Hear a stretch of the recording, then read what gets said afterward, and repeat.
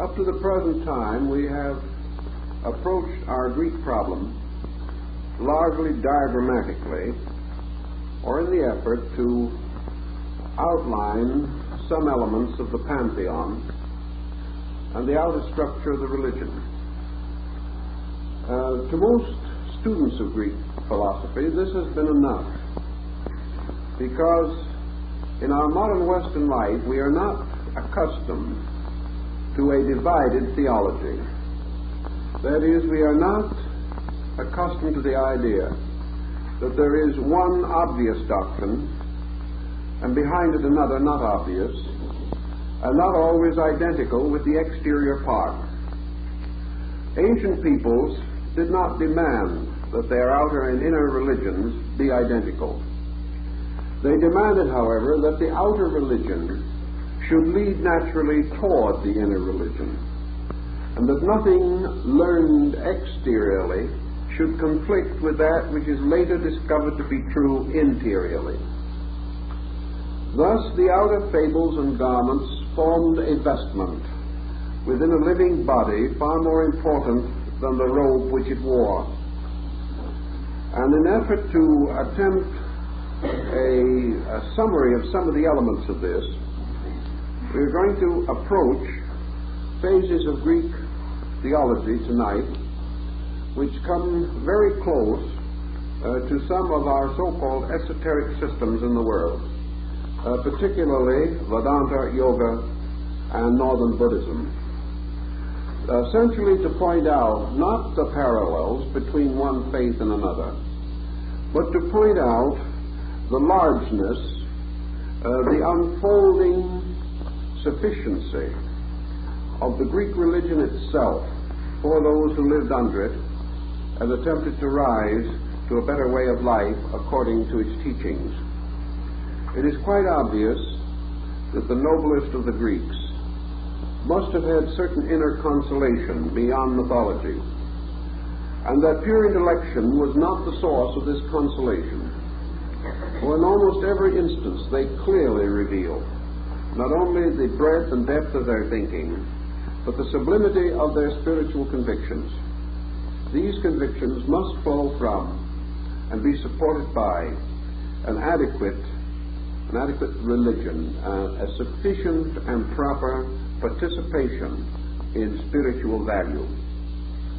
So we're going to approach some of the side issues of this in an effort to clarify our principal point. And we will begin by a study of the natal daemon as it is found in Greek philosophy. Now, in the dictionary, if you will look up the word daemon, or demon, D-A-E-M-O-N, you will find that it does not mean a devil or an imp of darkness. The word means originally, and so the dictionary tells us, it meant a deity of a secondary or tutelary order, and it also meant a spirit. It is only by extension that the word came to have any implication of demon as we commonly use it today. For many years, I made a point of dividing the pronunciation, calling one our familiar term demon, and the Greek form daimon or daemon. The dictionary, however, prefers us to use the same pronunciation. But let us bear in mind that this evening, wherever we use the word demon, we are using it in the Greek sense, as a god, and not as an evil being. Only in passing may we mention that the transforming of the Greek divinities into demons was largely the result of the rise of Christian theology, in which it was sincerely believed that these older gods were false, that those who followed them worshipped false gods, and were led astray by infernal forces, it being assumed that these gods were really devils in disguise. This was a medieval theological thought which I think it is perhaps well timed for us to outgrow. The word demon, therefore, simply means a certain kind of God. Perhaps the most famous historical example of this is the demon of Socrates. This was an invisible spirit who counseled the philosopher throughout his life, who formed a source of oracular revelation, and who was his consoler, friend, confidant, and guardian through the many long years of his troubled earthly ministry. That Socrates would have chosen an evil spirit to be his guardian is utterly out of key with the nature of the man, nor should we assume that this spirit was regarded as some Mephistopheles to an ancient Grecian Faust. Such is not the intent. What Socrates is talking about is the natal demon, and this therefore will be the first thing that we will attempt to understand. The Pythagoreans and the other Greeks tell us that the numerical power of the demon is 6. And you will find that in Plato and many other writings, numbers become exceedingly significant. The reason why this demon is 6 is because it represents a being or power that is the result of an aggregate of 6 factors, elements, or parts. When we look into the constitution of man, searching for this natal demon that might have been lurking in the background of the constitution of Socrates, we realize that there is only one structure in man that precisely fulfills both the physical and metaphysical implications of a 6-fold entity in man.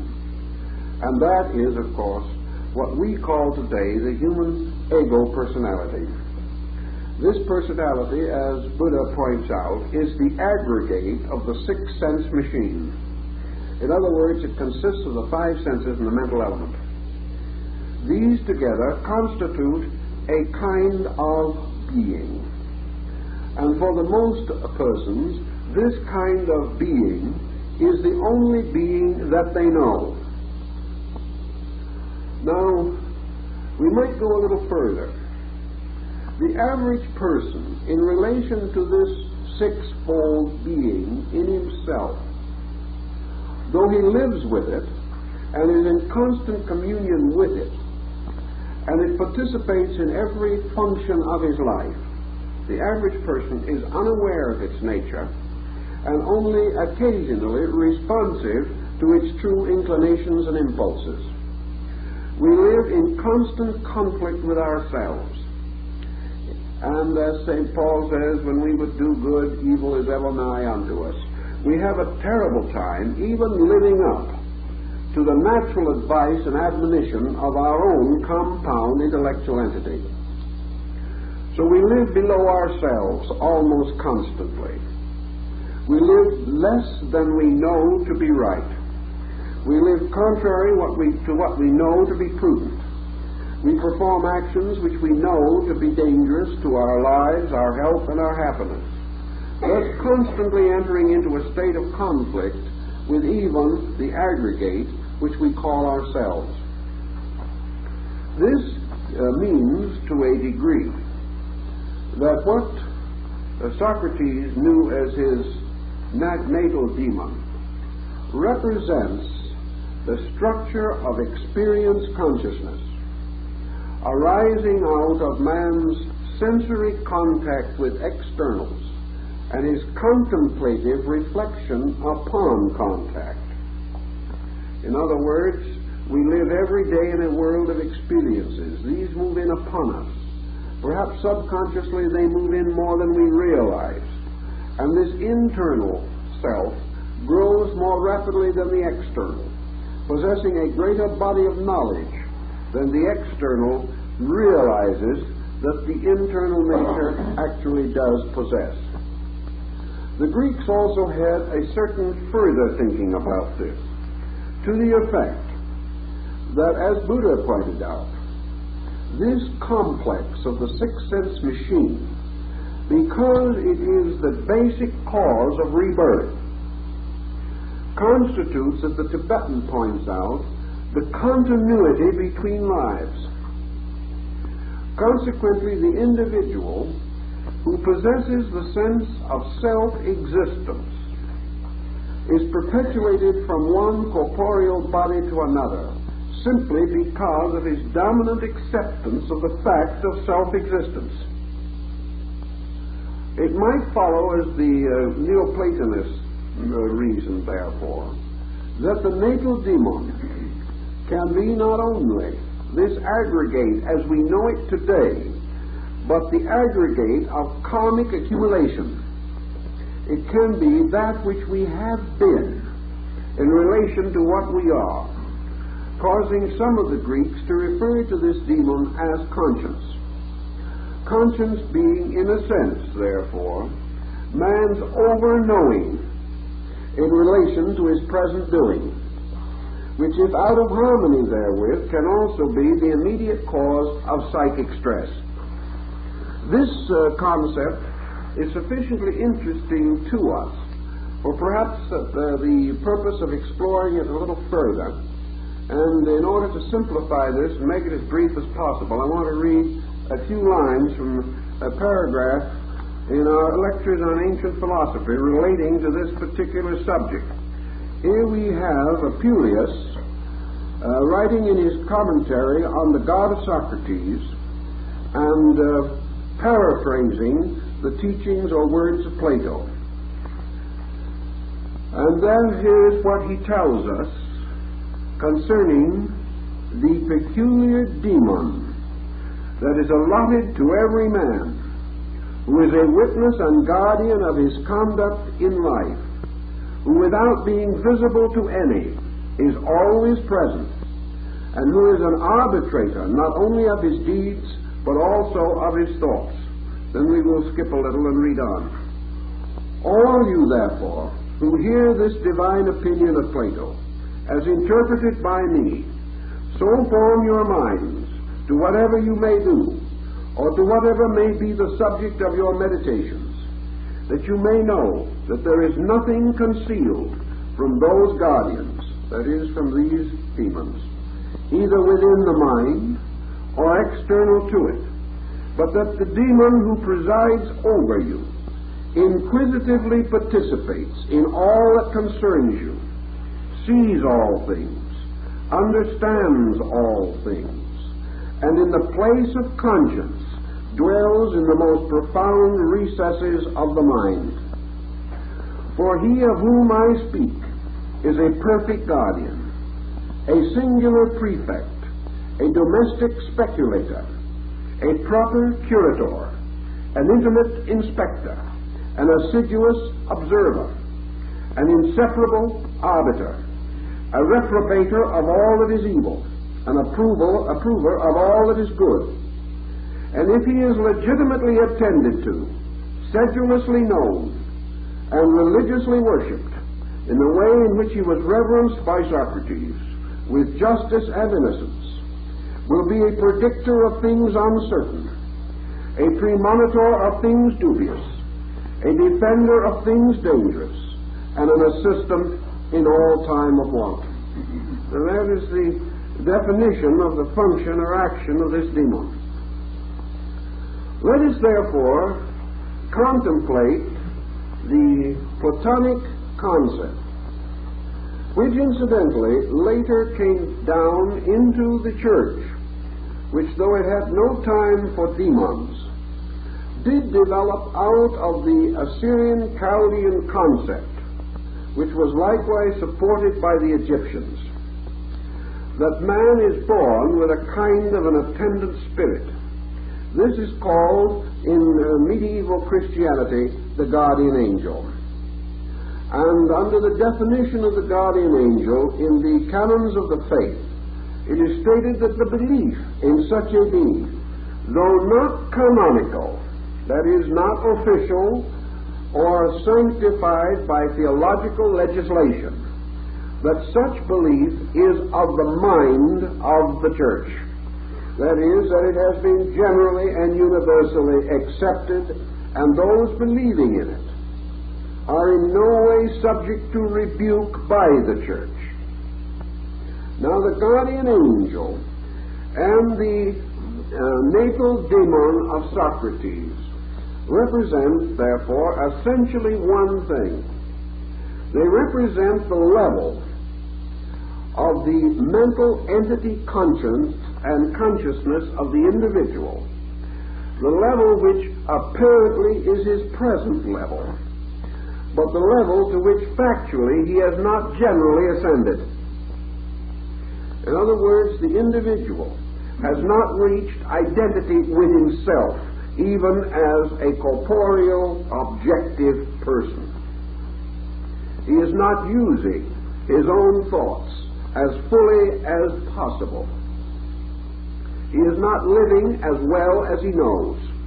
He is not thinking as truly as he is capable of thinking. Therefore, in relationship to his conduct, as it is daily expressed in action, the natal demon signifies a level above his normal reaction to things.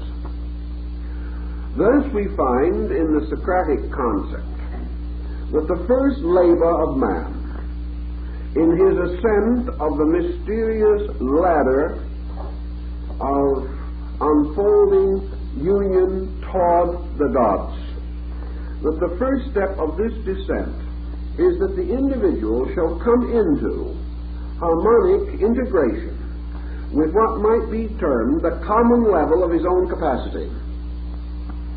To do this, he must be as Socrates was, honest, fearless, free from all inclination to mental subterfuge, not given to equivocation, free from compromise, and dedicated wholly and completely to the conduct of his own affairs according to the convictions of his own conscience.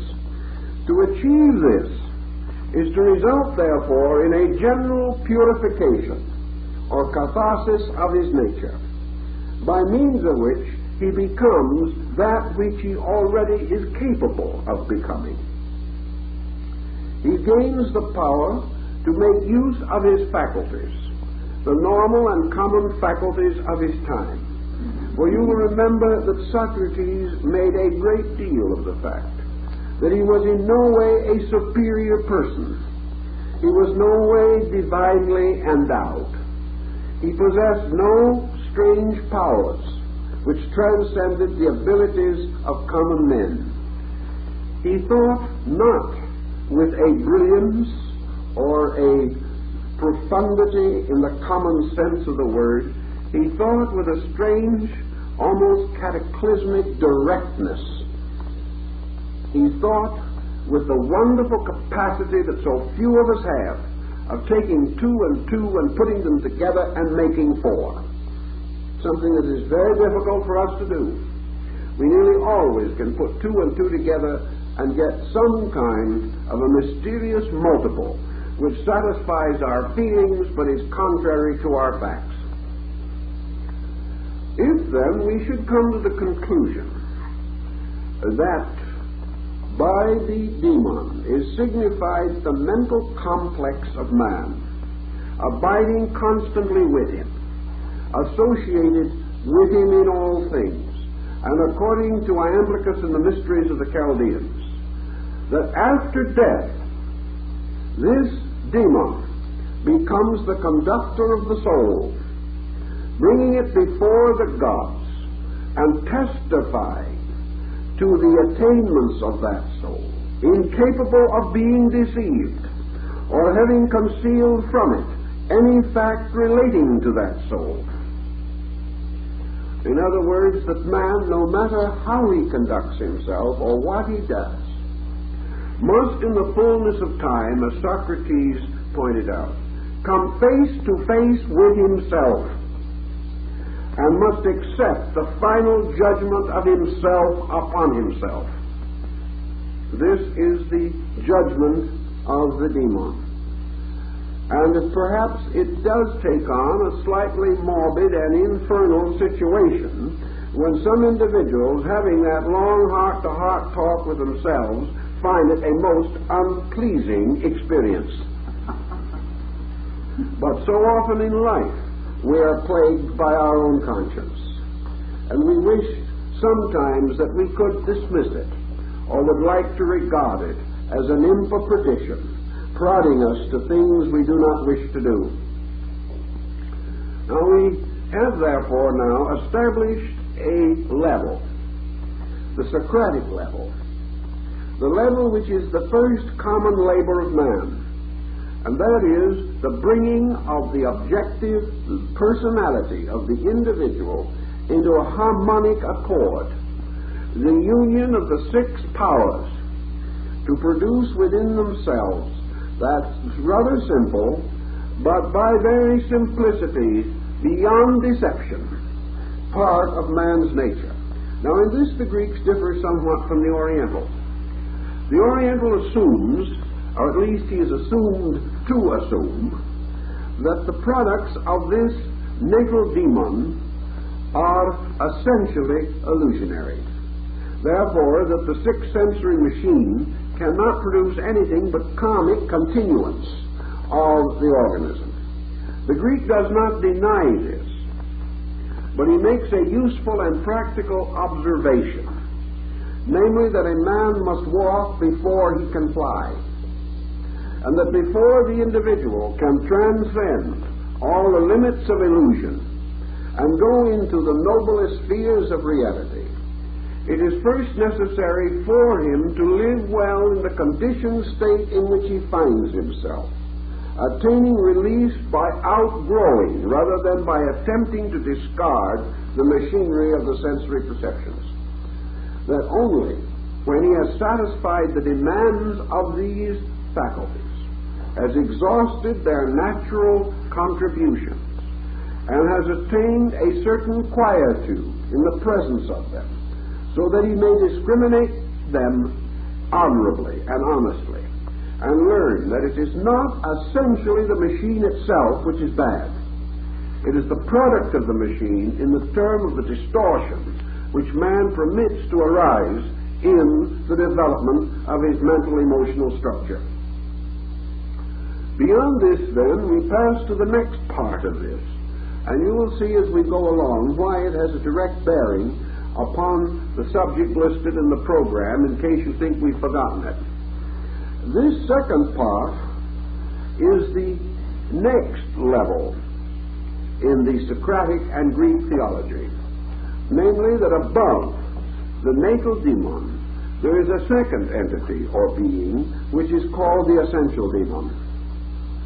Now the essential demon is perhaps most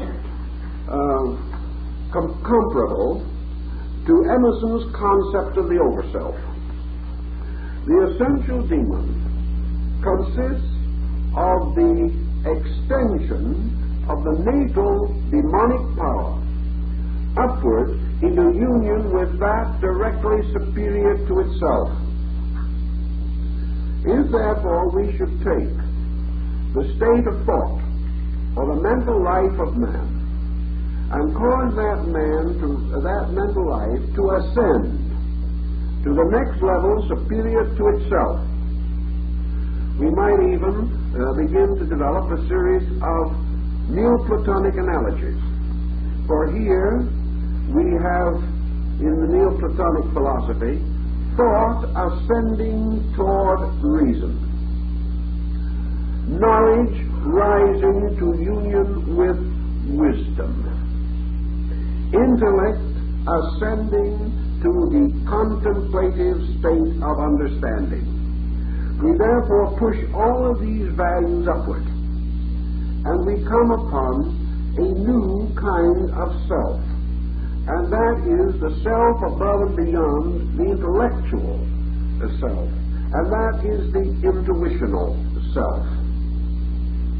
The intuitional self, as the essential demon, therefore constitutes a still higher order of deities.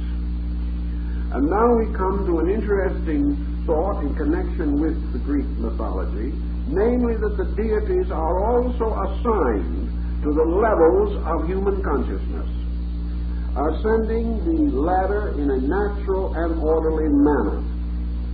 and that the conditions which we call levels of consciousness, the Greeks knew as bodies or areas of divine beings.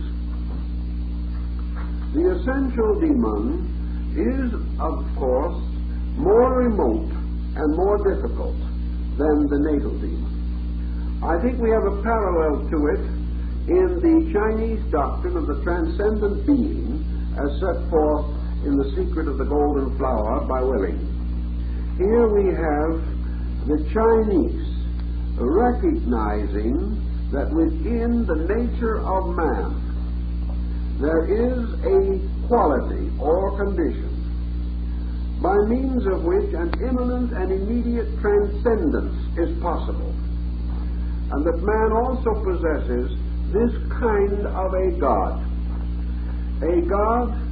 possessing such qualities or attributes as omniscience, omnipotence, omniactivity, that this is the being who knows all, hears all, sees all, from which man can never depart, either in life or in death, and to which man must turn with a certain assurance that whereas his body is sustained by certain outwards, his inner life is sustained by those farther fountains flowing from the transcendent being. And that is, he is nourished upwardly by the food which enters his body, by the air that he breathes, by water, and by all the emanations of physical nature around him. So he is nourished from above downwardly by a water of life, a mysterious elixir, a wonderful and sovereign remedy, this true water of life flowing from the fountains of eternity, and those who drink thereof shall not thirst again. So the farther fountains of the Chaldean oracle represent not only gods in the sky, or universal deities, or principles abiding in the abstract polydimensional space around us. They represent attributes and qualities of our own composite internal. And man is nourished essentially from within his own nature, even as his body is sustained by things outwardly. His outer mind is sustained from without by observation and experience and experimentation, producing the natal demon. His inner mind is nourished by inspiration, intuition, and participation in divine mysteries. And this flows from within himself, downward, gradually into the cognizable parts of his own consciousness. Well, this might sound like a rather long sentence, and I'm afraid it is. But I believe that the words may be a little tumbling about, but the idea is not particularly difficult.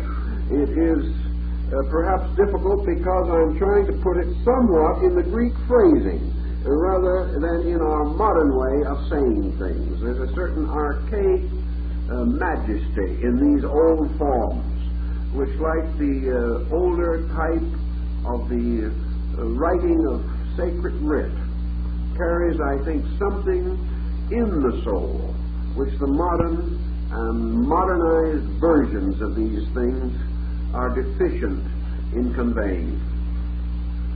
In, therefore, the development of the concept of the essential demon, we have the contemplative, meditative, metaphysical discipline life which we associate with Yoga, Vedanta, and the esoteric aspects of Buddhism and Zen.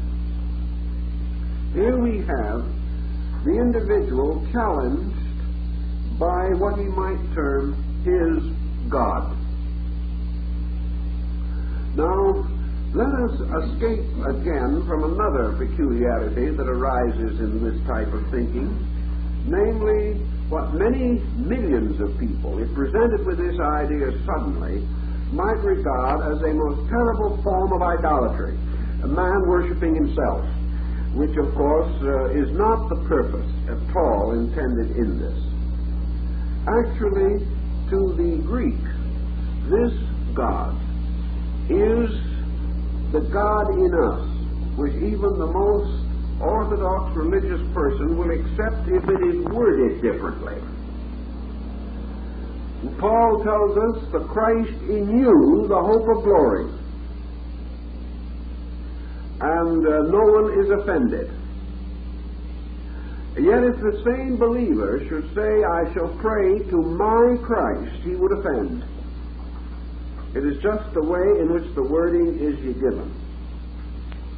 Because we think of these principles as universal. But the Greeks knew, and we know, that we experience them as individual and personal. And we shall not yet come to a spiritual understanding of Christianity merely by historical contemplation of the mystery in Bethlehem. We will experience only this mystery by the immediate apperception of it as an internal spiritual experience within ourselves. And this spiritual experience, this apatheistic state in which man is raised within himself to a divine level of himself, carries the essential concept of the Greek essential demon.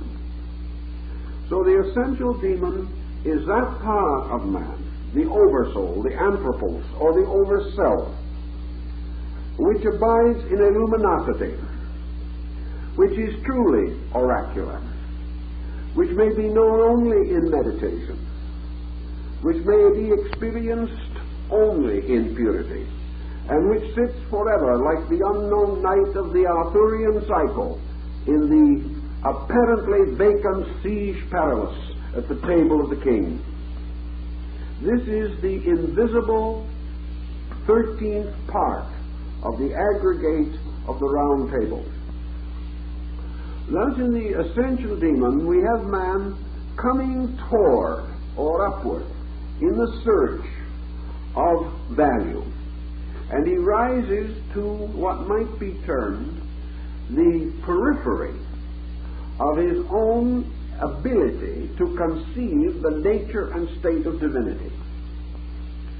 In participation in the nature of the essential demon, man experiences deity as all wise, all good, all love, all law, all beauty, all order, and all truth. These, however, we must remember, are but the mortal vestments of eternal ideas. The term truth as a word has but slight meaning. The term truth as experienced by man has a peculiar meaning, peculiar only to man.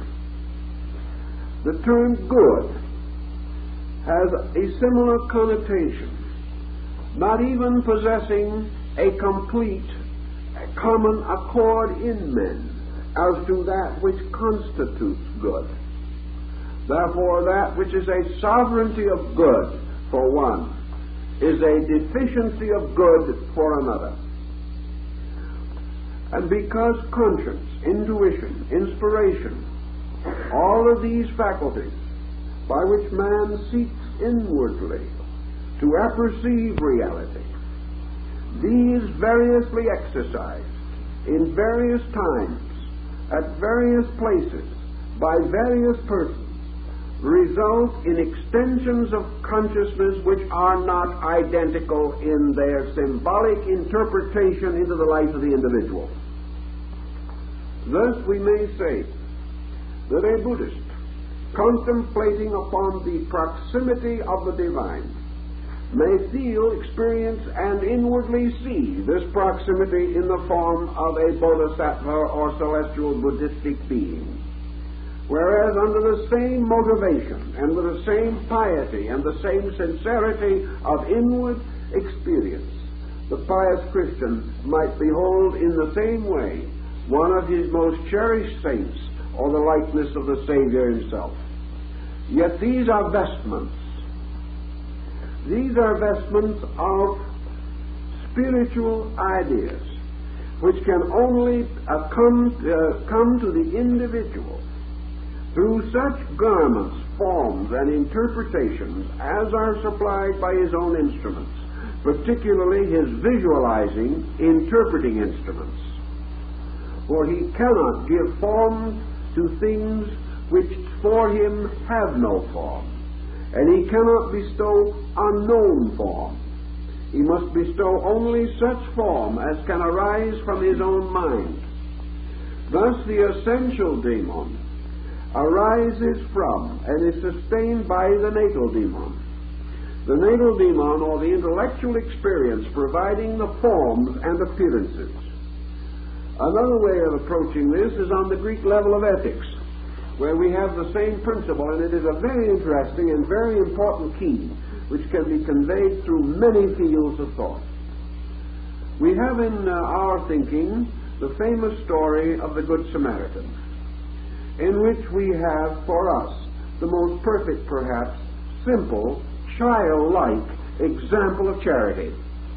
This to us then becomes charitas, which is little more nor less than brotherly love, and which we have now interpreted as a semi-voluntary process of dole, which has nothing to do with the original meaning at all. We say, to charity, because we think of charitable organizations.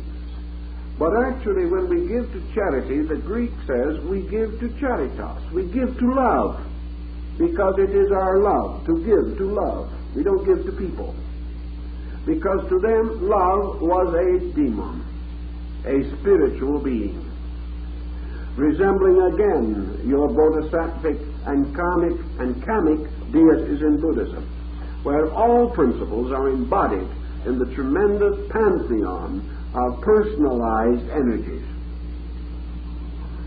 It is then in this way that through the concept of charity, or the Good Samaritan, we have a symbol of our own instinct to give. Now, this particular legend may have no meaning outside of our own experience, whereas another nation, seeking to express the same instinct, will choose a different legend, but one appropriate to its own instincts in the same general regard. One nation will draw a picture of a wise man as a person of great action, another as a person of infinite repose. These are according to the fashions of our experience, and in clothing the impulses, instincts, and outpourings of the essential demon, we instinctively and automatically within ourselves invest these with familiar forms, so that we produce the appearances of many gods, all of which are our own fashionings around formless energies which we cannot conceive in a formless state, because conception itself is basically opposed to formlessness. It is impossible to conceive that which is inconceivable. Therefore, that which is substantially inconceivable must be reduced and dressed in conceivable form before we can know that it exists.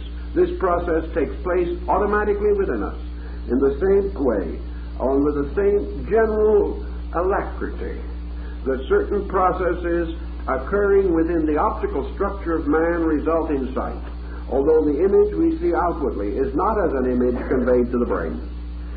Thus something is constantly happening, and this constant flowing of superior into inferior results in a constant embodying of formlessness by the apperceptive faculties of our own consciousness.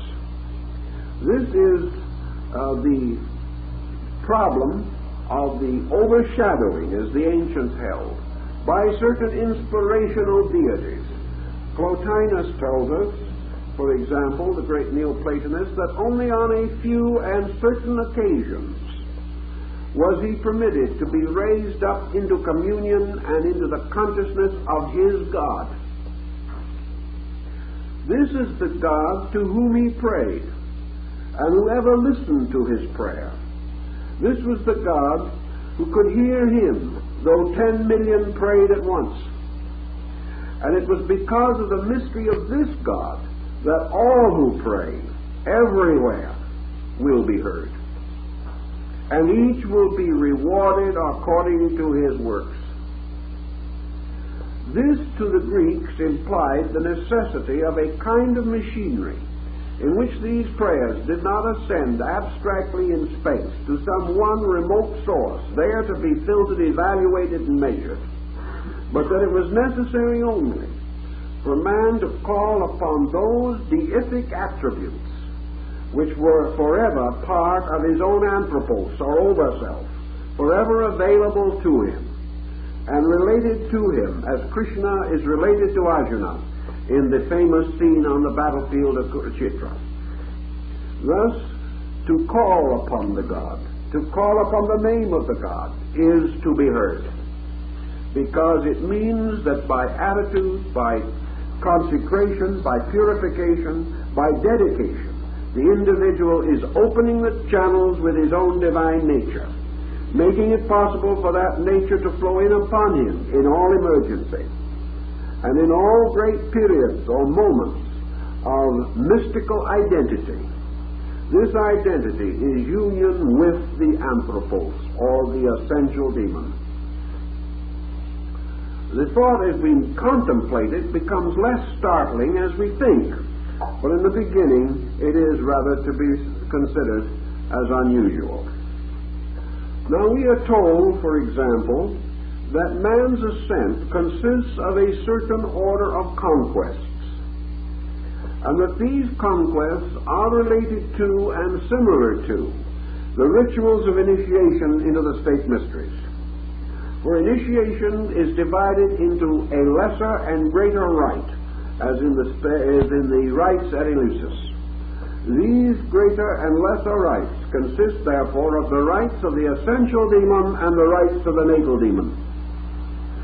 On the altars of the natal demon, man must make his first and natural offerings to the gods. And among the Greeks, all men free-born or freed, all children, all women free-born or freed, all persons not convicted of some crime or offense against the gods might be initiated into the lesser mysteries, because these mysteries simply, finally constituted the mysteries of birth, and that all individuals born into this world as free, and all men are born free except those that are in bondage to their own karma, or to those unpaid debts by means of which they are unable to proceed in the enlightenment and elevation of their own natures. All free persons are therefore of all ages allowed to be present and to participate in the lesser rites. These lesser rites, therefore, relate to the mystery of the restoration of the natal demon, the ability of the individual to become in all things worthy of the natural faculties and abilities with which he has come to identify his own life. These include the duties of citizenship, the duties of family, the duties of the honorable maintenance of economic estate, the duties of sharing, participating, defending with honor, protecting, the duties of such natural improvements and growth as may be possible, and those duties which particularly appertain to the development of such latent and natural aptitudes as we know that we possess. For if these attributes and aptitudes be properly developed, they become ornaments, they become altars by means of which we are able to make additional and nobler sacrifices in the honor of our gods. These things, then, are the individual coming to the common state of things, coming to that problem or to that condition which we might say that, behold, we have here the honorable person. We have what Confucius might term the superior man, who is simply one who is superior to the performance of an inferior action.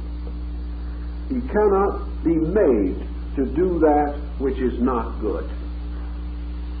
This is the lesser mystery. And by means of it, man gains an ascendancy over his natal demon. He gains union, therefore, with the least of these tutelary divinities, and he makes the important discovery that he is a God. He makes the important discovery that a spark of the eternal is within him, that therefore he is a sleeping God until he awakes, and he is a God unknowing his own godhood until he becomes aware thereof. And by means of the nature of the natal demon, he is brought to the point where he realizes that the power to think, the power and courage to do, all these things spark finally from the highest attribute of the natal demon, which is the will. For out of the apperception of things as they are comes the will to do those things which are necessary. So the natal demon supplies the will motivation by means of which man conquers this world or is deficient in such conquest and therefore fails in his proper achievement. In the wanderings of Odysseus, as Apuleius tells us in his essay on the cave of the nymphs, in the wanderings of Ulysses or Odysseus, the natal demon is represented by the Cyclop, inasmuch as the Cyclop, or the titanic self, the compound structure of the mind, the one-eyed guardian, who remains dangerous until the stake is driven through its eye, represents the ego, which remains dangerous until the stake is driven through the ego or it is deprived of its authority.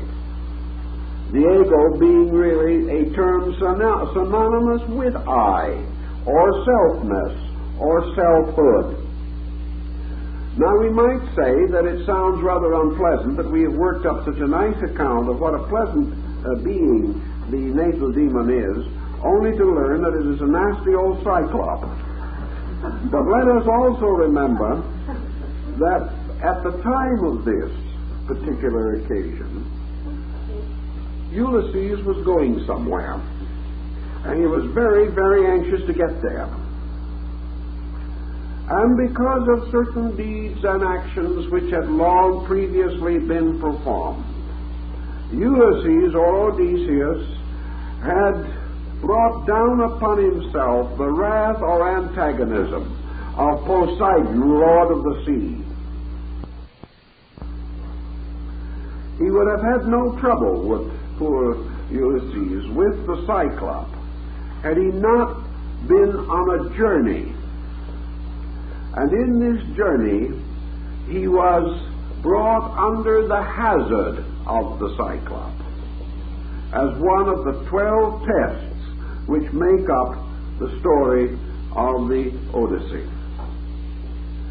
The natal demon is exactly then the combination of the Greek thought and the Buddhistic thought. When man has reached identity with intellect, he comes to the most dangerous point in his entire development as a being. When he is less than intellect, he is less than self.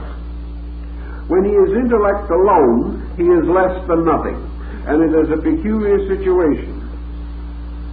Because the mind, when permitted as the natal demon to obsess or to take over those privileges and prerogatives which belong to a superior power, then changes from a guardian to a tyrant. A man who has first had to rise above the inconstancies and inconsistencies of the flesh in effort to unite himself with his mind, must now rise above the more treacherous, cruel, and terrible dangers of the mind in order to proceed therefrom toward identity with the essential demon. This we will get a little later as we approach the next phase of our problem. But here we see man's struggle toward a mystical at-one-ment or unification with the overself. The overself now being a personalized concept of the true nature of God. Personalized not necessarily merely as the worship of another human being, but personalized in the sense that we personalize deity in art. Not because we believe actually that God looks like the elderly gentleman on the ceiling of the Sistine Chapel in Rome, but because in this form we give a venerable, we give a majestic similitude to that which we essentially know to be formless. It becomes a convenient symbol. Now, internally, we live likewise in a world of symbols. And when we reach union with the essential demon, we work or achieve union with the most exalted symbol by which we can objectively cognize or contemplate that which in its substance is beyond cognition or contemplation. So the essential demon represents the vague yet majestic form by which we attempt to portray that which supersedes or is superior to all known other forms. It is good better than all the good that we know, but still bound in the basic concept of good. It is wisdom wiser than the wisdom of all mortals, yet held within the framework of the concept of wisdom. It is law, more honorable, more perfect, more just, more universal than any law that we can conceive of. Yet we conceive of it as law, although it transcends. We have to use this essential concept. And these concepts, retiring from the obvious to the subtle, become archetypal. And as archetypal concepts, we express them as divinities. That was the basic concept of the original Greek theology. Now, the second point, we've carried our little story of the godlings for a moment about as far as we can, because we have to combine this now with another entirely different group of patterns. The Greeks had a philosophy of images. This philosophy of images also did not die with them. It took a certain change of color and appearance and survived into Christianity very largely in the profusion of religious images which have adorned the churches of Europe for nearly 2,000 years. These images are venerable, but according to the mind of the church, they are not sacred. They are venerable, but not sacred. They are sacred in the sense that to profane them, or to injure them, to destroy them, to mutilate them, would be an act of impiety to the principle for which they stand. But the images per se and of themselves are for the most part not regarded to have a particular virtue unless that virtue is communicated to them by the presence of holy relics. If the image is a reliquary to contain certain sacred remains, then those remains may also have a further sanctity, as of course in the remains or relics of saints. And canonization in the church usually involves or requires the evidence of miraculous intercession as the result of relics or prayers or of other means by which the assistance of the sanctified person has been requested or supplicated. Now the Greeks have also, or did have, a concept of images, and it is quite useless for us to assume that they worship their statues of Zeus, Hades, and Poseidon any more than the American Indians.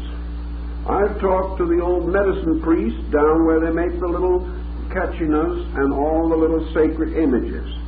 They tell you definitely they do not worship these. They are not gods, but they are similitudes. They are like Oriental mandalas. They are visible things which cause us to remember invisible things, causing us to bring to mind or to restore out of the depth of thought or memory certain truths, principles, ideals, or realities which might otherwise not be immediately accessible to us. The Greeks went a little further, however, than this.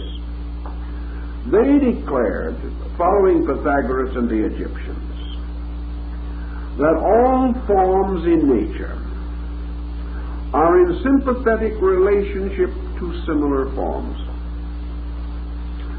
That forms of a kind or of a type, sanctified under a circumstance or condition, has natural and peculiar virtues because of similitude.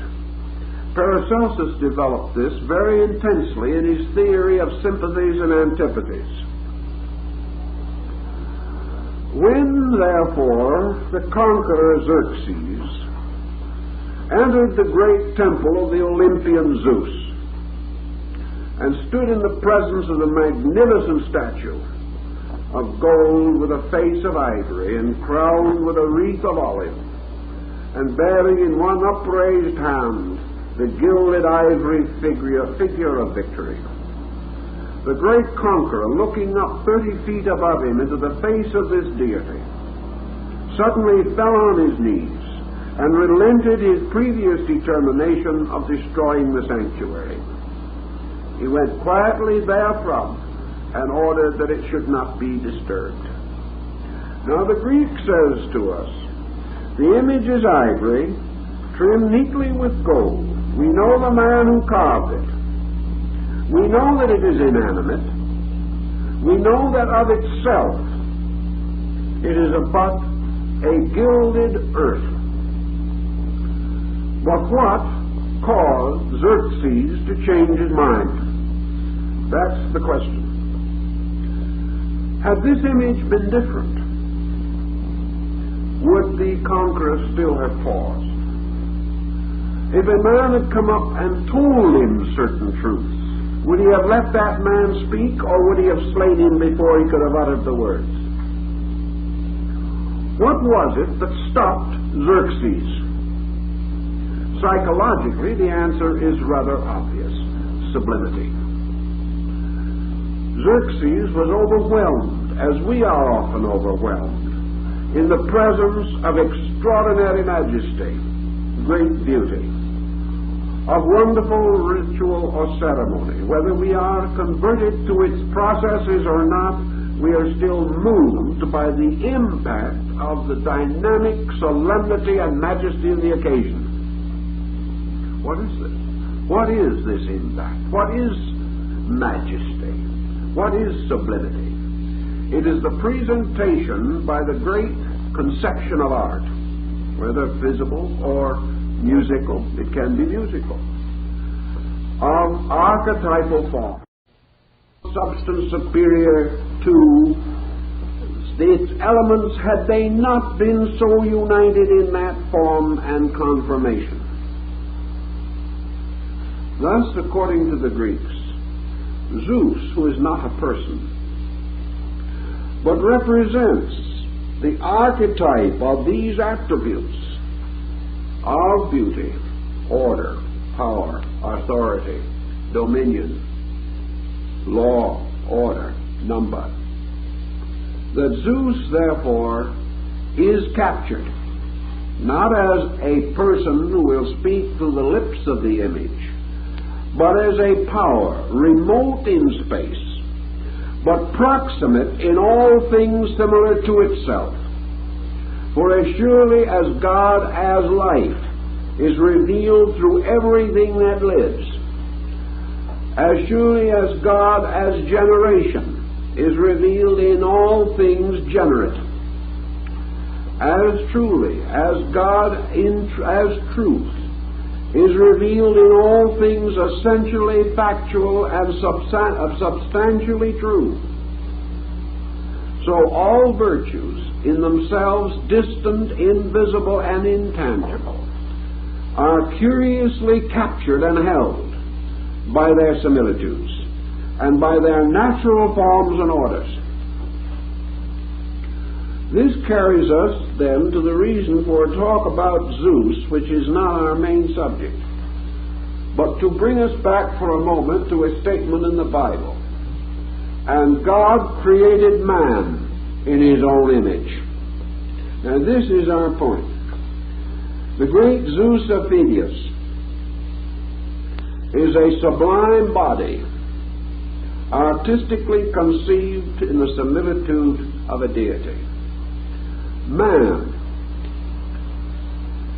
is a divine body, creatively fashioned in the similitude of a divine being.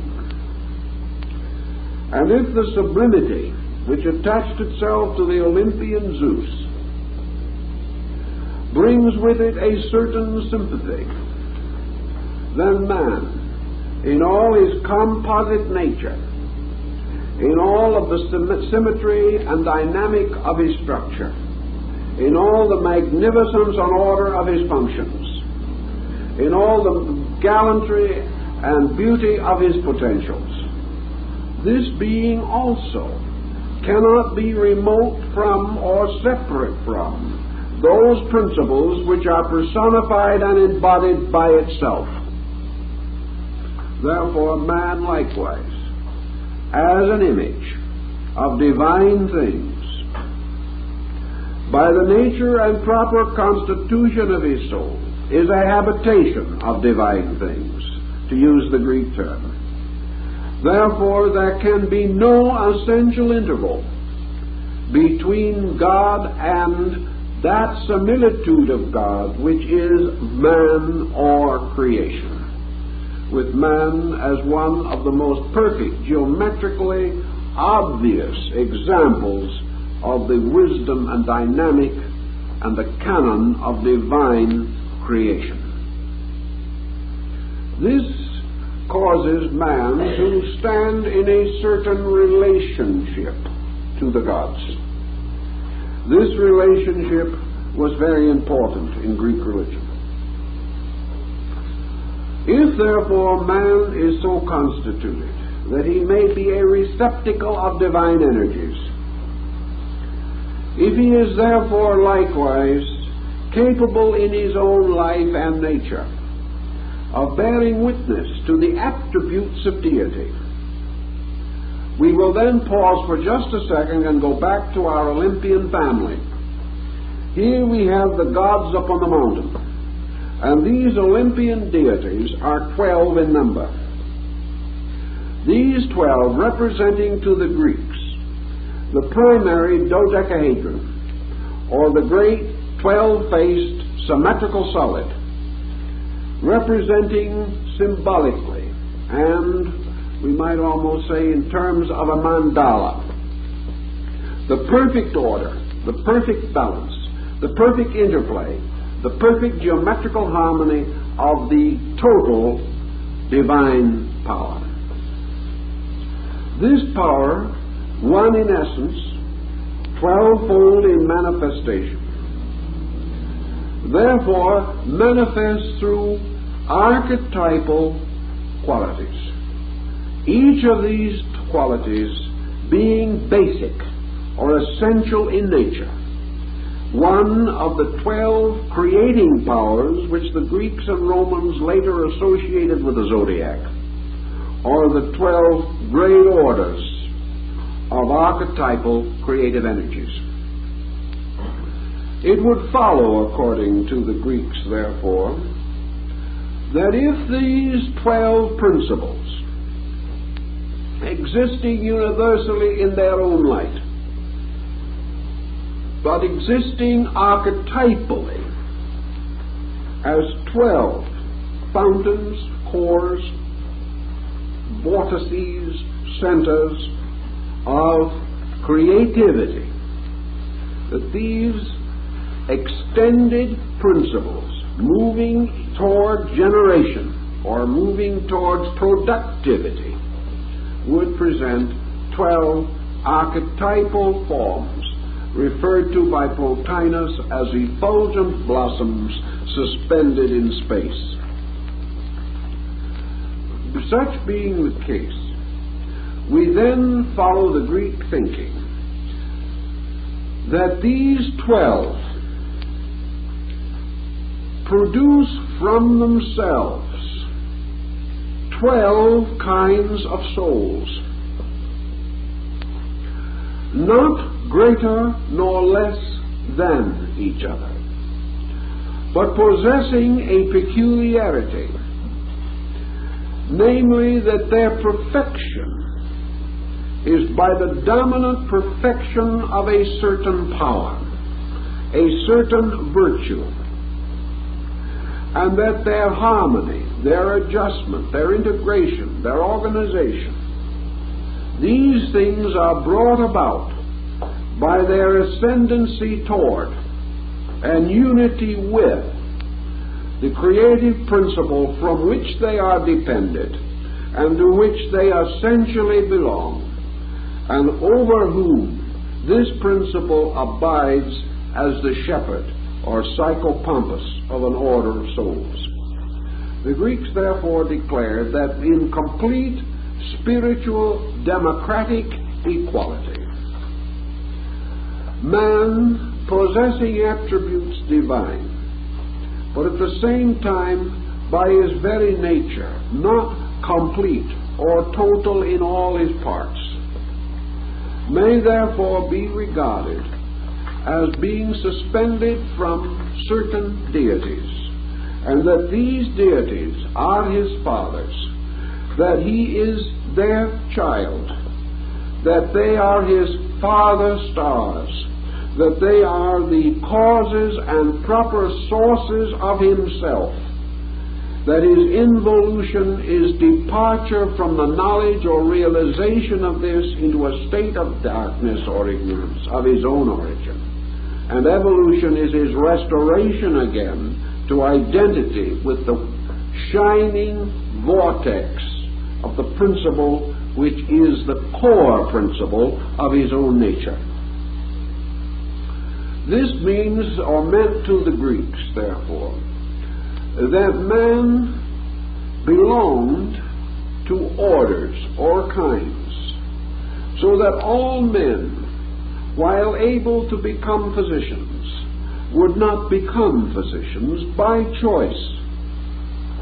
For one man would choose to be artist, another architect, another physician. In the course of his evolution and in the course of rebirth, he may become all of them.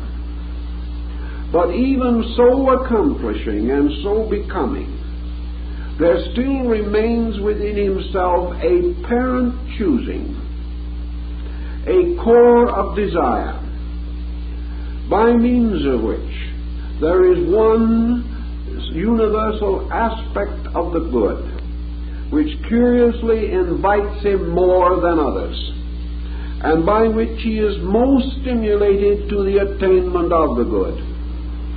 Therefore, in the end, instead of all persons or beings becoming alike, they will return to a 12-fold hierarchy to be available for the further manifestation of orderly diversity in nature, but not deficient in any of their own parts. The Greeks firmly believed this. They believed, therefore, that while we all have an equal destiny, that we all have a kind of destiny of divine and perfect accord, we are by nature inclined to a certain diversity of equality, and that while we may all gain philosophic insight, some will not choose to return home by philosophy alone. They will choose another road. One will become true to his father star through the healing of the sick, another through the building of a house for his neighbor, another still by mastering the mysteries of the sea, still another by pertaining to great oratory and art, each one in his own way, fulfilling the peculiar core purpose of himself, but discovering that this core purpose cannot be accomplished without the assistance of the attendant muses or godlings, which represent all other powers necessary to the completeness of the dodecahedron. In other words, in each person, 11 powers cooperate to perfect the 12th. They become the servants of it. There are 12 possible cores, each of these cores surrounded by the other 11, so that each individual, by all paths and methods, still leads to a peculiar central focus of himself, and that this central focus, therefore, brings him home to one of the gods, brings him home to one of the great powers that are not deities in person, but are the great archetypal patterns by means of which life is precipitated into the state of existence. Each person then has a pattern, a keynote, a tone, a color, a vibration, by which he has a certain uniqueness.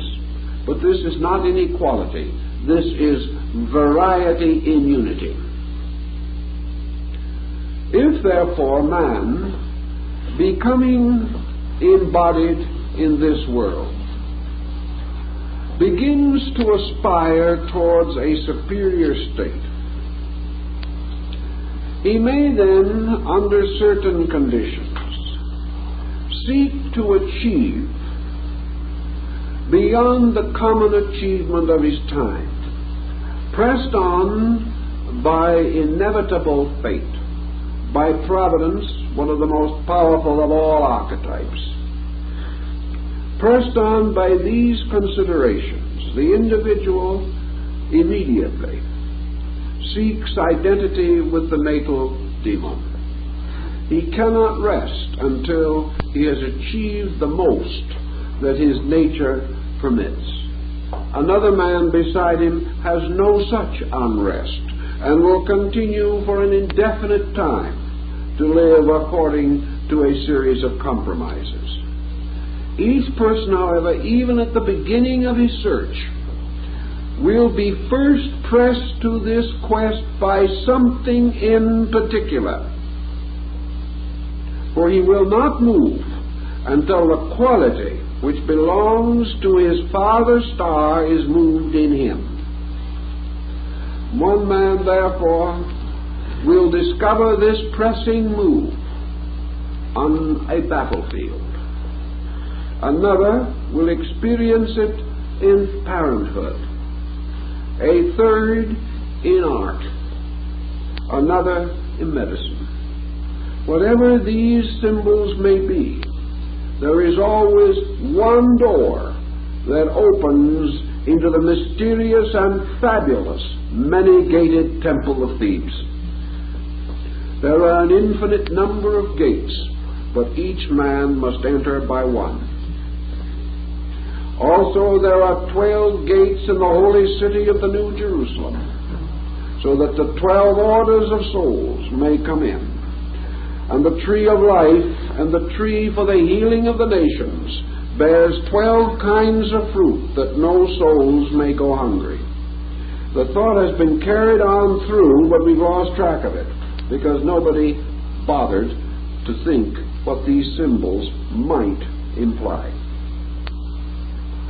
If therefore the soul or the mind comes therefore finally to the union with the essential demon, and then gradually by the various disciplines ascends to the rational power, attaining perhaps the nature of the essential demon, it then stands like the ancient archangel upon the clouds looking out upon eternity.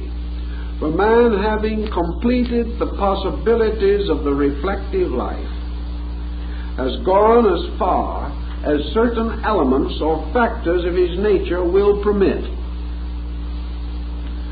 It is then that there is left to him only that which is beyond himself. And it is then and then only that according to the rituals and the rites, man is placed upon the beginning of the great road that leads from what we might term personality directly to principle. And this road is the journey. It is the dark night of the soul, this journey of St. John of the Cross. It is many mystical experiences. It is likewise the mysterious road of St. Hildegard of Bingen, whose strange and wonderful symbols were beyond the contemplation of the centuries in which she lived. But here comes the new equation. In the Greek mythology it is said that under certain conditions the gods descend unto mortals, unite with mortals, and breed a race of heroes.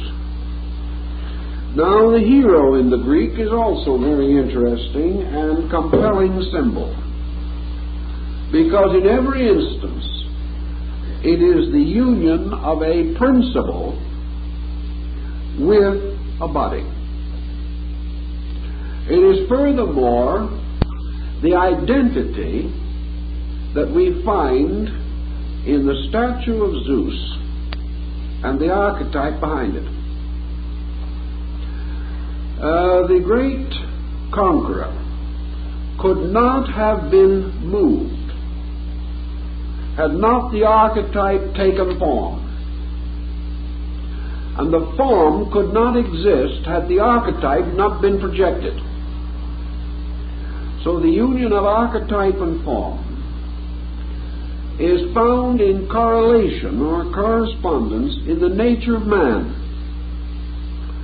For we know, as the Greeks tell us, that the hero is the immortal mortal, that the hero represents a divine archetype impressed upon matter. What then do we recognize this to be? We have discovered that the body bears such an impression.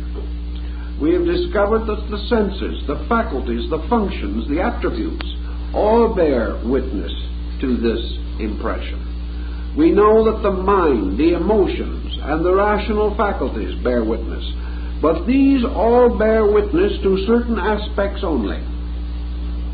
The mind bears witness only to the sub-archetype of intellect, not to the total archetype.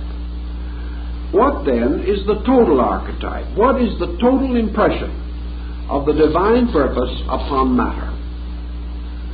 And the Greek said that this impression, the total impression of the archetype upon form in the generation of a compound, complex being, in whom actually or potentially are all the attributes of the archetype, that this being is substantially invisible, but is nevertheless related intimately to and identical with, so far as such identity is possible, the personal and natural body of man.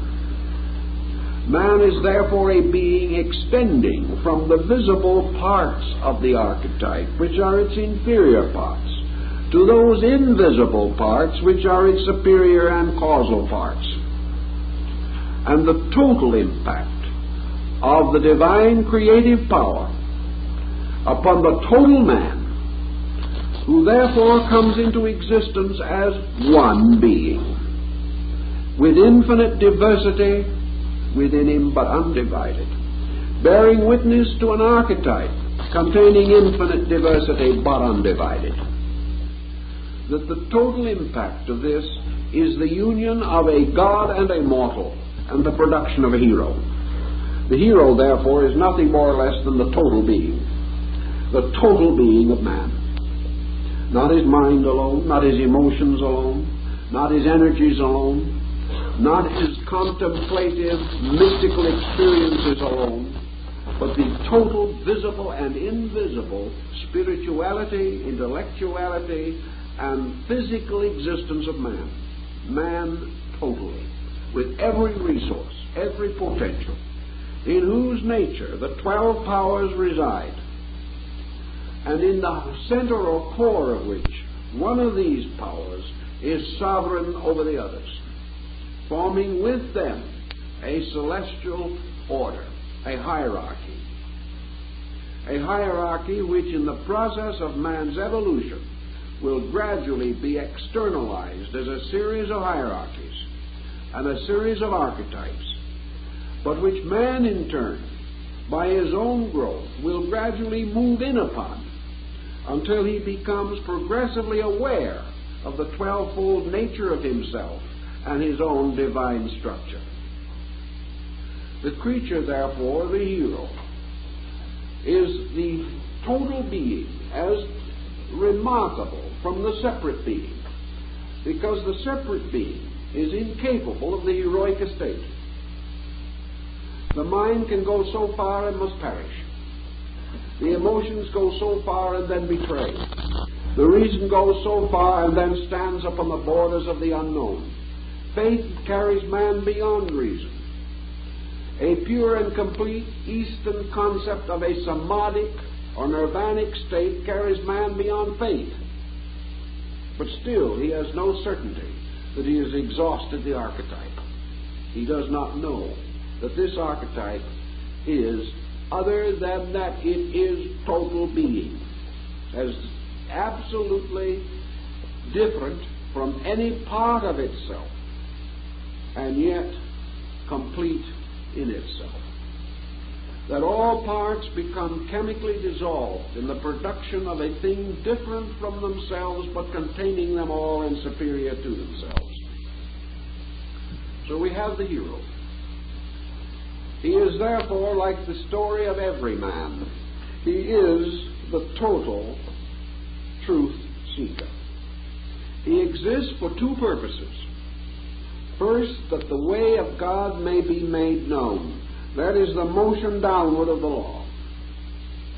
And the second thing is that he himself shall return to his Father's house, or return to the full statement of his own nature. By the descending of his own potential archetype in all its aspects, he gradually transforms himself into the living sanctuary, or the ecclesia. He is the church and the worshipper as one. He is the priest, the congregation, the altar, and the deity, all in one, undivided, of which all congregations, priests, altars, and deities are man's attempt to objectify archetype. He creates around him the similitude of the eternity within him. And every time he looks upward in the search of God, he is facing the eternal Olympus. He can look in no other direction. Of these deities of which we wish to speak, therefore, we can choose certain examples in the Greek legendary and lore Among the most important of these archetypal heroic beings, the most important to us, are such heroes as Jason, the father of the Argonautic expedition that was searching for the Golden Fleece. The Golden Fleece, of course, represents the skin of the celestial ram. It is also, of course, if we want to go still further in it, it is the symbol of life, of truth, of wisdom. But perhaps most of all, it is the way of the God Ars, who is the Lord of this. Therefore, in the case of Jason, we have a hero ascending according to the hierarchy and archetype of Ars, or Mars, going home through that path, searching for his father's star, which is the constellation of the Ram. In this case, what does Jason do?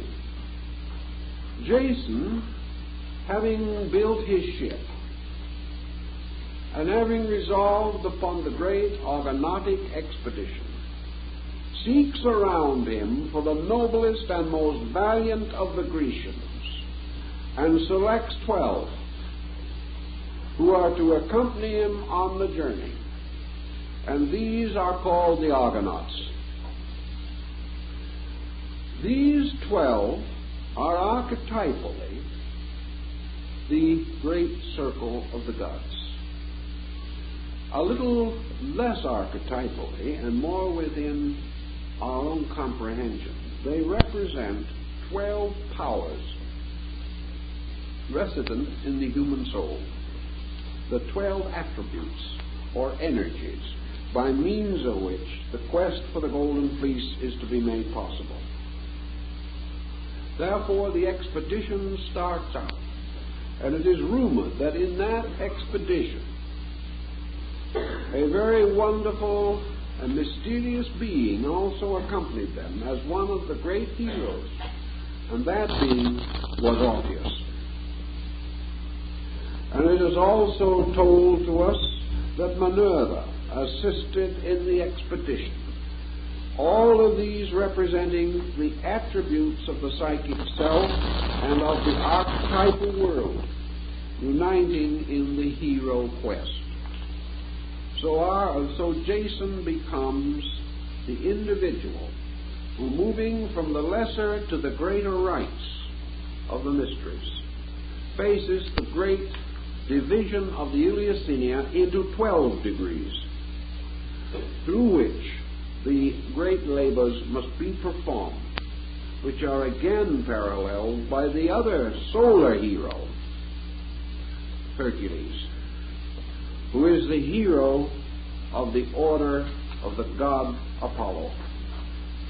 Now, in the Greeks, when the priests in the temple, by their methods, which we do not fully comprehend nor know their means today, anointed an infant into the mysteries, for the newborn babe was also consecrated, these priests are said to have given to this child its sacred name, the name which might not be used in the reference to the child, a name which must be earned.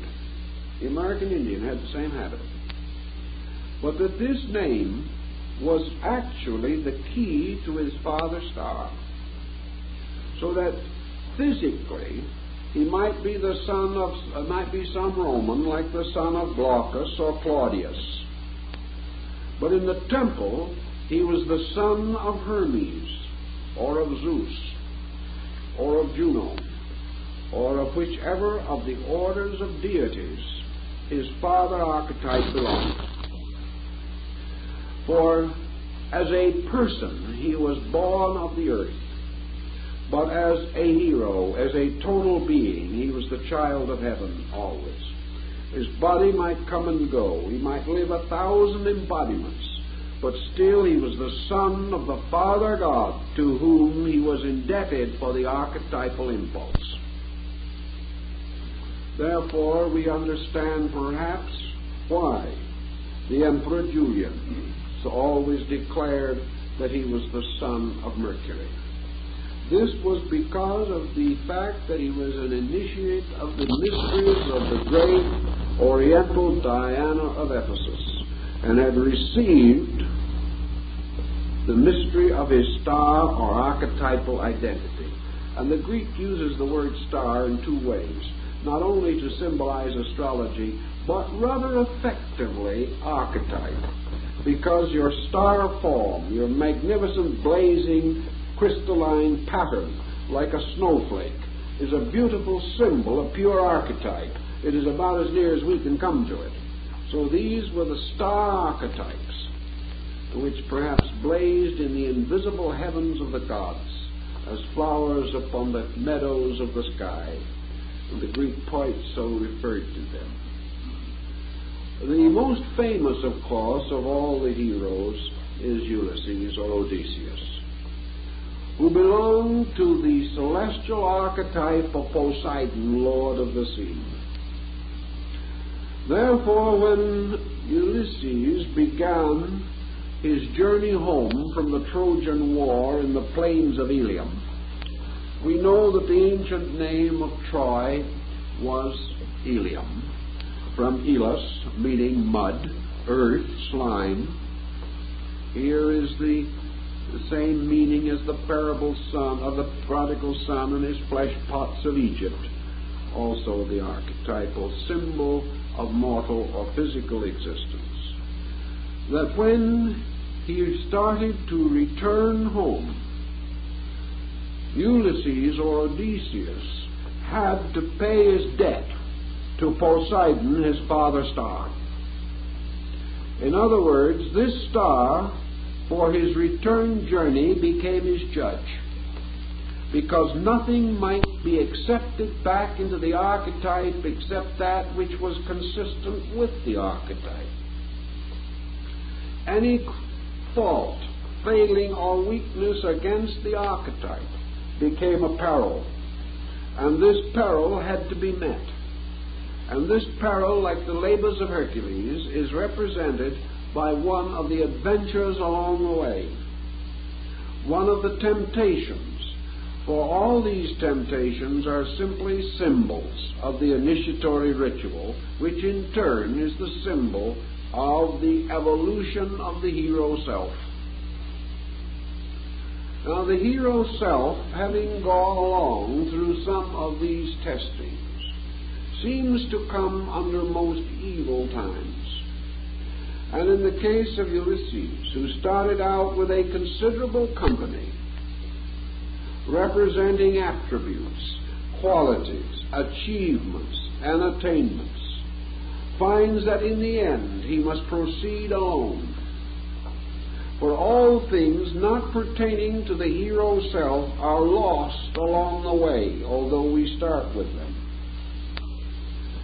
And the hero self comes finally home to Penelope, who is weaving the mysterious tapestry of fate. A tapestry which she unravels at night and weaves again the next day to keep away the false suitors until her Lord can return.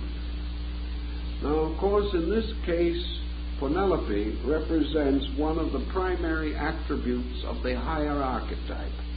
She is Sophia. She is the mysterious Helen of Goethe's Faust. She is the blessed damozel. She is Dante's Beatrice, who finally leads him into the Paradiso. She represents the highest aspects of his own now immortalized soul to which he returns. It is for this reason that Plotinus, writing to his friend, congratulates this friend because his son has come to study with him.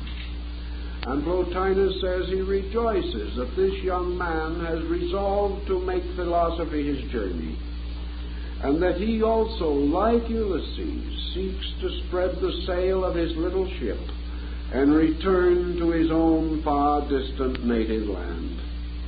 This is the journey of the hero. The hero, therefore, represents the immortal mortal. He represents the mysterious image with feet of clay and head of gold. He represents this mysterious being upon whom both heaven and earth turn like wolves upon a helpless being, apparently to rend that helplessness to shreds. And yet, by the continuous and marvelous intervention of the deities themselves, the hero is miraculously preserved until his labor is accomplished, always assuming, however, the sincerity of his own purpose and his own desire. Now, another point that is interesting in connection with the heroic legend is that in the majority of instances, or in many instances at least, the hero comes like Hercules to a tragic end. Now, this is true not only in the hero myths of the Greeks, but in the hero myths of most all peoples, because the whole strange world upon which men build, and which must ultimately be strangely shattered by restoration to archetype, is always a mortal, immortal world. The hero is never faultless. The hero is never quite wise enough. He is wiser than most, but falls victim to the strangest and most inconstant and inconsistent confusions, which is again perfectly natural to this state, because the hero moving is a being imperfect, trying to move beyond itself, trying always to achieve the unachieved, and therefore having no guide, and usually moving only upon emergency, surviving against the tremendous pressure of adversity. Now, the hero in the Greek is honored in various ways, usually by ultimate identity with the deities, and sometimes being returned as a constellation, a star or a heavenly body, which simply means restoration to archetype, becoming a star in the internal heaven of causes. In other words, return to archetype. But in this mystery also, the Greeks were fully aware of the Oriental concept that the journey home is not only according to a law, but it is a journey from fragmentary existence to total existence. And that along the way of that journey to total existence, there must at one point, usually at the critical point, there must be an extraordinary change in events. Man moving toward totality reaches the point where totality begins to impress itself upon partial existence. The impact of these two things upon each other is very largely a matter of concern, at least symbolic concern, to the ascending being. Actually, this concern is from perspective only, inasmuch as Hercules dies, but Hercules is again restored and is carried back to the gods, where he becomes forever a great and venerable hero. He passes through death into immortality. But instead of passing through death into the darkness of earth to be reborn again, he now passes on into the celestial abodes and no longer is numbered with those who die. In this case, of course, the attainment of this immortality, implying as it does the attainment of a total impartile existence, that is, an existence without division, goes back to your Pythagorean mathematics. All things in which division exists are mortal. All things in which there are parts are susceptible to the rearrangement of those parts. Also, all things which exist in part have partile consciousness, and that is the only consciousness we know. We have a consciousness that exists not because of the fullness of itself, but because it is a specialization within an area of unconsciousness. Therefore, the heroic state actually means the individual transcending consciousness as he knows it, because the consciousness as he knows it is fragmentary. This is your Buddhistic nirvana. This is the extinction of the self. Unless the seed shall die, it shall not live again. This is the real mystery of the crucifixion and the resurrection. That all things, including the hero, must die. Because that which dies is the partile self.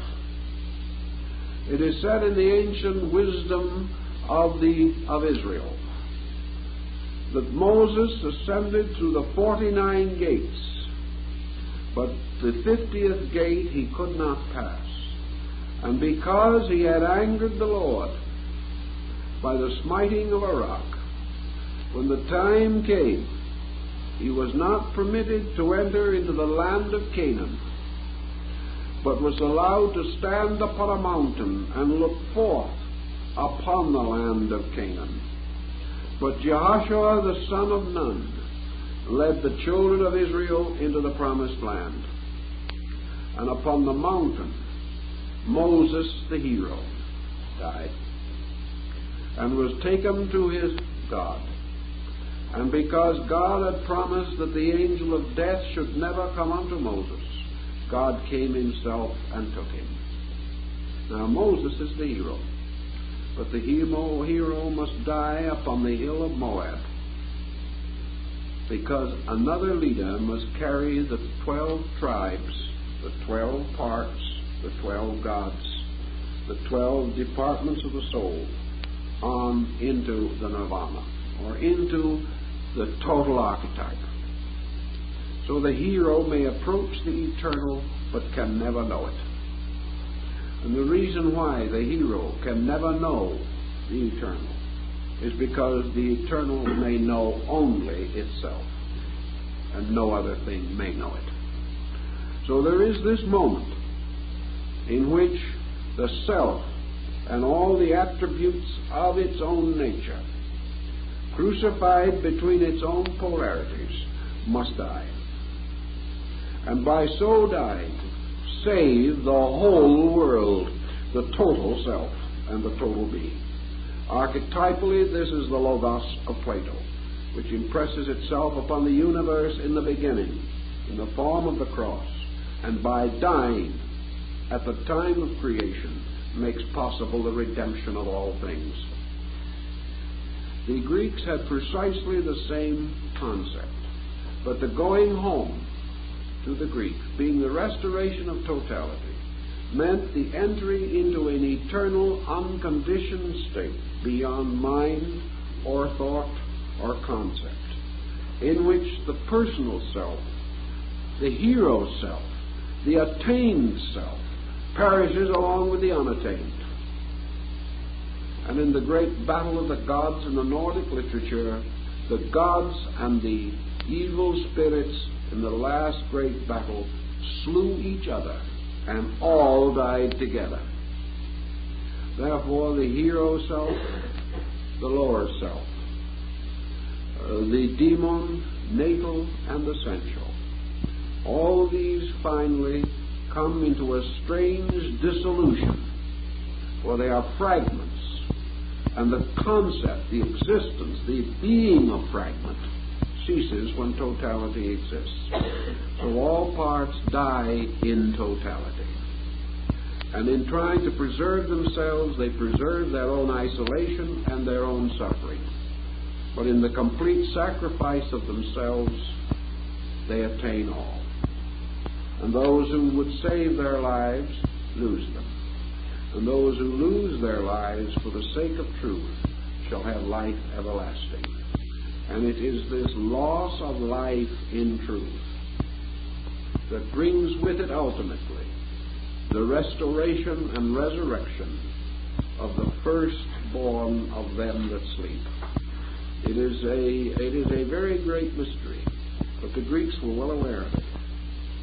So now we have perhaps an understanding of Aesop's famous definition of the labor of the gods, namely that they are concerned principally with the raising up of the humble and the casting down of the great. The casting down of the great being, of course, the involutionary procedure in which that which was high, which was noble, which was archetypal, is reduced to the most humble state. And then the restoration or elevation of the meek, being the lifting up of those from the earth through the restoration of this golden ladder, or the great chain by which Zeus bound the world to the pinnacle of Olympus. All these legends and fables, therefore, have their own peculiar, rich significance. And to us in our present century, the simple thought that we are the hero, that we are the ones who are performing the labors, that our life is an expedition of Argonauts, that our wandering against the buffetings of the sea is our meeting the death of Poseidon, Lord of the deep, whose great purpose is to bring us home to himself. That actually the sorrows we pass through, the miseries we face, the burdens we carry, are simply those expressions forever reminding us that we are out of harmony with archetype. That which cannot fit into the eternal must be cast from it, as the Dionysian artificers, who first, before the stone could fit into the house, had to square it and perfect it, and remove all parts by which it was not suitable to be brought into union with other stones of similar purpose. So that the archetypal struggle that we know, the daily battle, is simply the individual removing those factors from his consciousness or from his experience by which he cannot go home. And these are removed in many ways. By Socrates and Plato, the concept was a joyous removal. And by others, it is a painful procedure. For the difference between wisdom and ignorance is that wise men love to do what fools are forced to do. There is no change in the order of things. But by gallantly understanding, and by relinquishing error without stress, by relieving on ourselves of the tendency to defend our mistakes, but to move naturally and sequentially according to the order of our gods, each soul returns to its father star according to the Greek pattern. And in the golden eras to come, beyond the contemplation of mortal men, all the heroes and all the great principles will feast together in the eternal field of the blessed. This, of course, is the field of the stars, the great universal mystery, for the stars are the symbols of archetypes, and the invisible universe is starred with them. For everywhere in space there are sunbursts of law, unfolding and growing. And as these take form, they become worlds. And as these formed worlds release themselves from forms, they become souls. And when the release is sufficient, they become heroes. When the release is perfect, they become gods. And becoming gods, discover their identity with the great archetype rather than a separate existence in space. This concept, I think, is a brief summary of the Greek theology on that matter. And how that is taken or was taken and mystically employed to create a philosophical system of disciplines will be, of course, the subject of the final lecture of this series next week on the same evening. And we thank you.